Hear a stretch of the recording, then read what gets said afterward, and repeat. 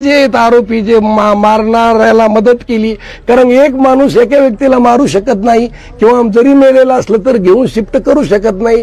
ते एवढ्या माळ्याहून कसा गेला त्यांचा तपासा, तो त्या खोलीत कसा गेला, बंद होती ती आणि बंद होती खोलीतून बाहेर कशी आली, तिथं कॅमेरे आहेत, ते कॅमेरे द्या म्हणून आम्ही मागणी केली। आज जिथं राहत होती माझी मुलगी ते आणि ते त्याचे कॅमेरे तपासून मग ती गाडीत नेली का रिक्षात नेली, ड्रायव्हर होता का कुणी, म्हणजे काहीच नाही।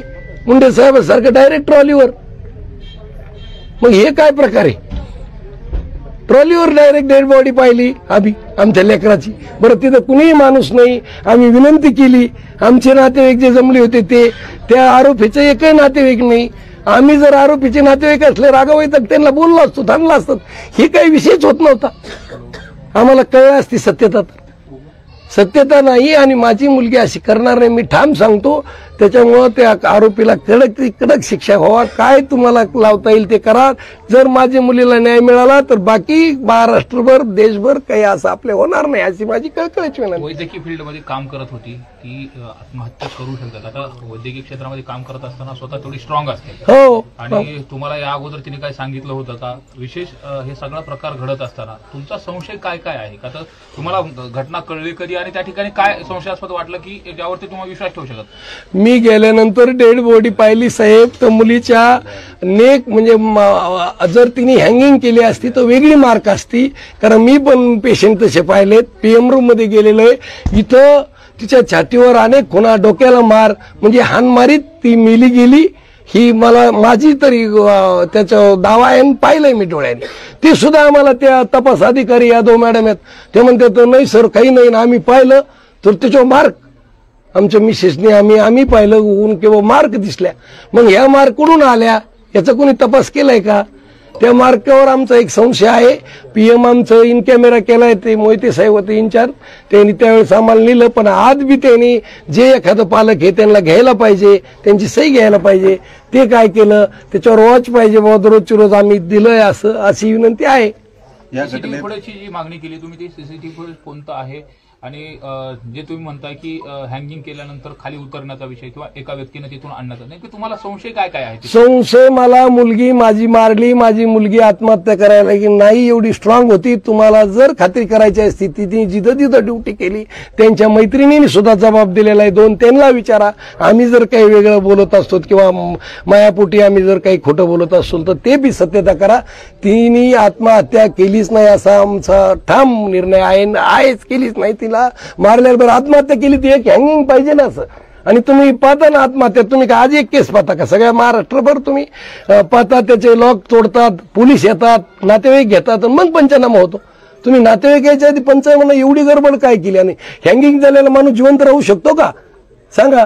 5 मिनिटात जरी दरवाजा उघडेपर्यंत सुद्धा माणूस राहू शकणार नाही, आणि तुम्ही म्हणता धडधड होती, मी आत गेलो आणि 32 म्हणून आलं कसं गेलं माणूस? तो वाचवायला गेला आणि एकटाच गेला का? मग दुसरे कोण होते? दुपारी बहिणीला फोन केला, भावाला फोन केला, ते का नाही सांगितलं? ते आलेले आम्हाला दुसऱ्यांनी सांगितलं आणि ते गायब का झाले? तुमचा गुन्हा नाही तर गायब का झाले याचं उत्तर सांगा।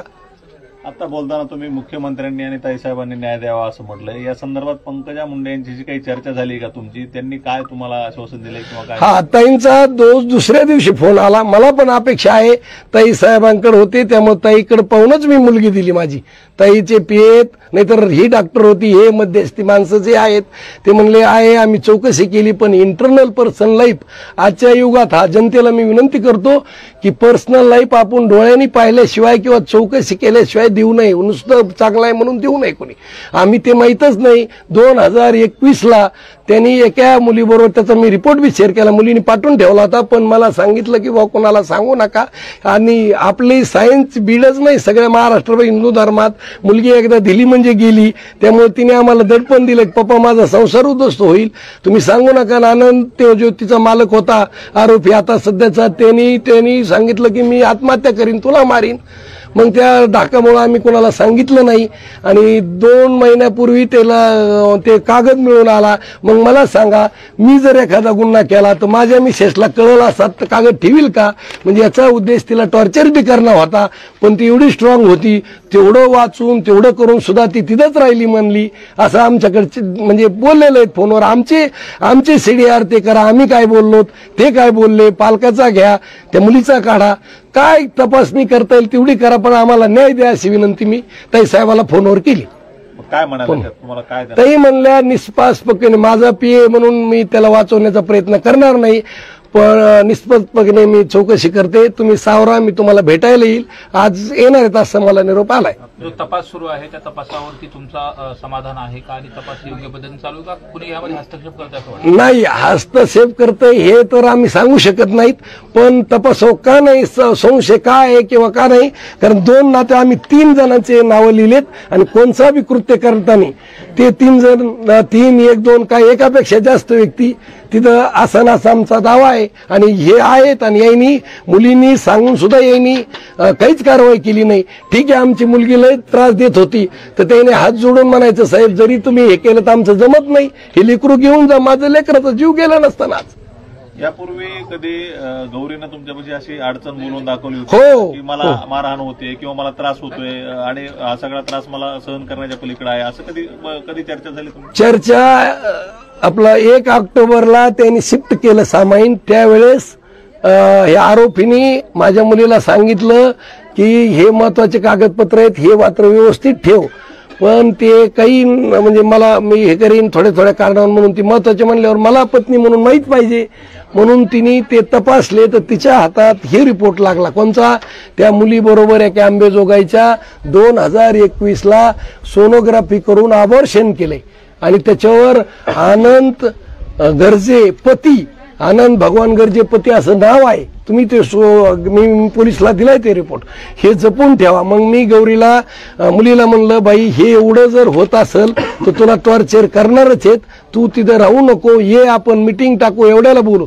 म्हणले मला सोडायचं नाही. त्यांनी मला धमकी दिली का मी तुला मारीन, तू मरल, तो मरल आणि मग सगळं संपून जाईल. त्यामुळं पप्पा एवढं हे झालंय तर मला राहू दे इथं, मला नका नेऊ किंवा मिटिंग टाकू नका.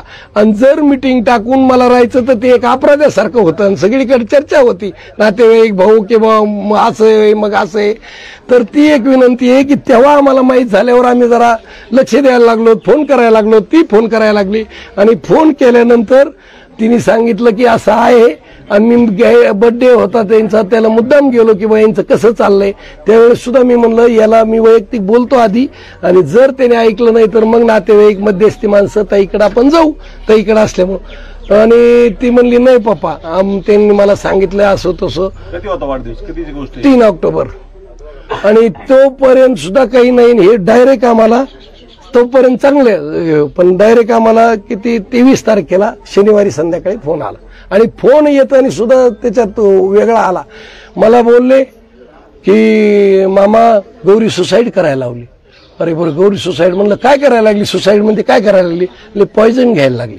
म्हणलं मग गौरीला द्या, आम्हाला येईल सर वाचल, बोलतो तर आम्ही समजून सांगू. मग कट केला, बोलायला द्या म्हणलं. कट केला की लगे माझ्या मिसेस, आम्ही एका लग्नात होतो माऊली लॉन्सला, तर लगेच 5च मिनिटात तिच्या याच्यावर फोन आला, मामी तुमची मुलगी प्रेतच माझ्या समोर आहे, बघा आता हिने काय केलं. असं जर त्याचं आमचंच बी काढा रेकॉर्डिंग. मी तर काय रेकॉर्ड आपल्याला माहित होतं का होईना रेकॉर्डिंग, मी रेकॉर्डिंग वगैरे लावलेलं नाही मोबाईलला. माझी बोललेली तुमचं CDR मध्ये काय येईल ते पहा आणि सत्यता समोर आणावं ही माझी विनंती आहे सगळ्यांना. या एकूण संपूर्ण प्रकरणाच्या अनुषंगाने मुख्यमंत्री असतील, पंकजाताई असतील, आता काय मागणी असेल? एवढे 2च नाही, जे सत्तेत असतील, विरोधी पक्ष असतील, त्यांना मुली आहेत ना साहेब. एकच मला मुलगी आहे का एवढी? सगळे कुणी ज्यांच्या हातात सत्ता असेल, जर सत्ता